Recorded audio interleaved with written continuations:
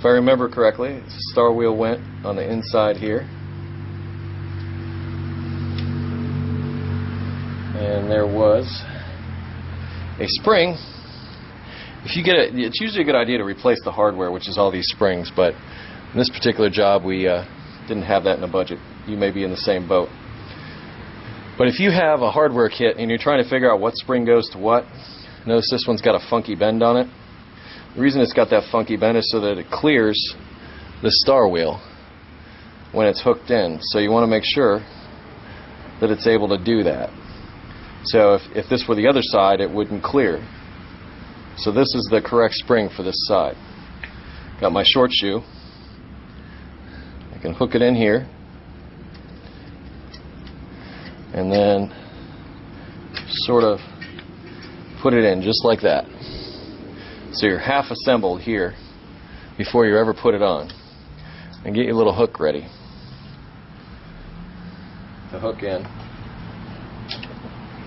down underneath, and then just raise it up. Oh, we forgot a little truss. If you want to know which way the truss goes, take a look here and you'll see this is stepped, just like this is stepped. So you can see that the truss on this one goes in with a spring facing forward and it's stepped in the back. We had a little friend that went over the pin, went into the shoe. Outside of that we had our adjuster. On the bottom of our adjuster we had our little spring. That spring may or may not be necessary now, but I'm going to try to put it in. I'm going to put it in after the fact. You want to put your shoe in the position it's going to be in when it is nailed down, and try to get your nail to come out as accurately as possible. And it looks like I've never done these before, but that was actually pretty easy. So I'm pretty happy to see that that worked out pretty well for me. So now that I've done the back side, I'm going to go and do the front.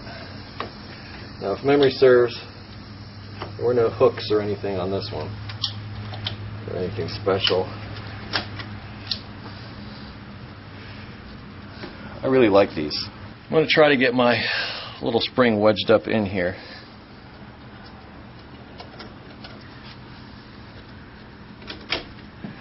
That really wasn't difficult at all.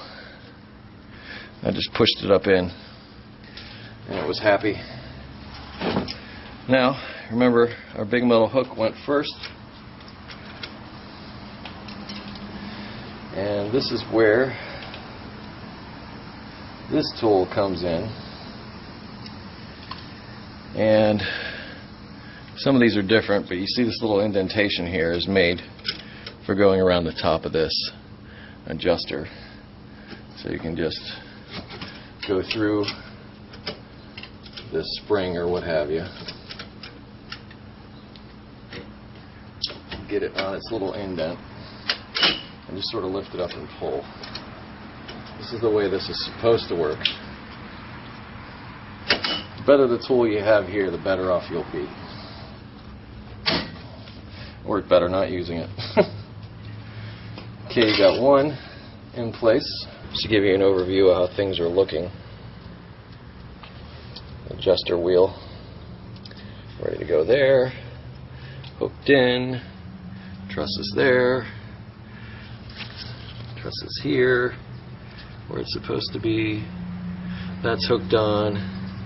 Now the spring hooks into the hole, but now this spring is in position. I'm going to also put my other spring into position. I'm thinking that might go into here. There we go. You can always, once again, check the old shoe. You can see where there's a rust mark on the second hole, not the upper hole. You want to make sure that this thing is on there tight and can return after the brakes are applied. Super important.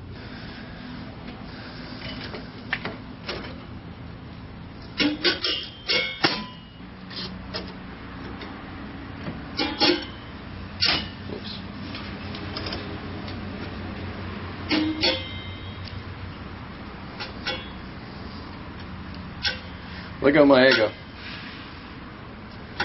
Be careful here because those springs have a lot of force. They can and will hurt you. They don't care about you.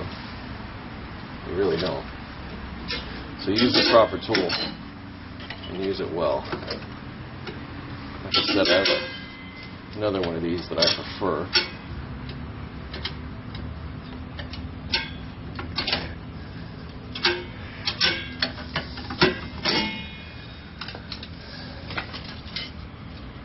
And there you have it. Alright, now everything's together. Push in on the wheel cylinder to make sure that that can work like it's supposed to. And everybody's happy. Short shoes on the front, long shoes on the back, lots and lots of new meaty shoes.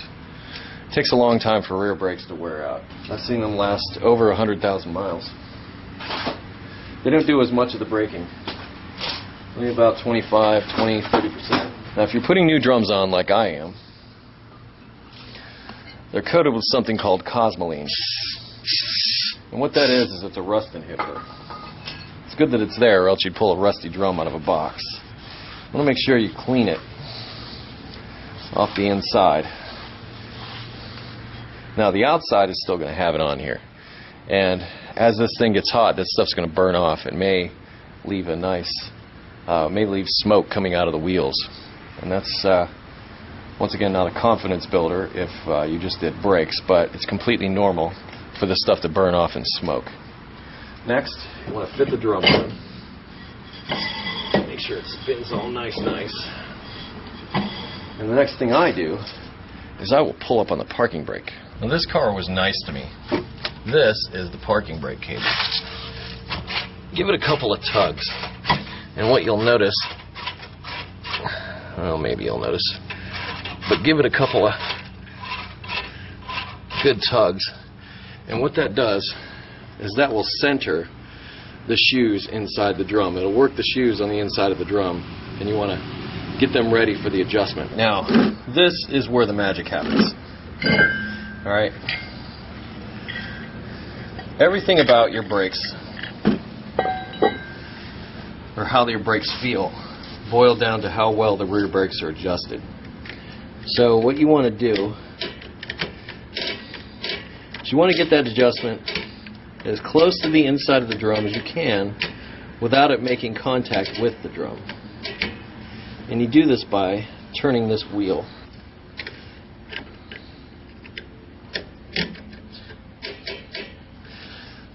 I have special tools for this, but you can't access that from inside this car. Now, I'm turning it now and it feels kind of tight. So once again, I'm going to pull on that cable. And as you can see, it was tight, but now it's not.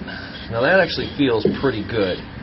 But I'm going to finish up work on the other side and then recheck it.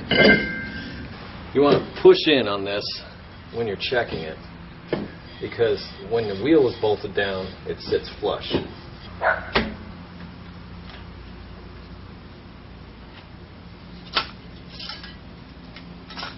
Voila. Probably the hardest part of any drum brake job is making sure that everything gets back to where it's supposed to and it moves properly.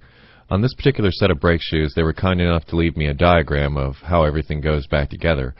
This may not always be the case where you can take a picture or do whatever it is you have to do in order to get everything back and working properly.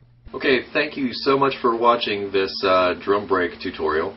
I hope it was helpful to you. I hope you were able to save a couple of bucks, possibly do this yourself, and hopefully all of your digits are still intact.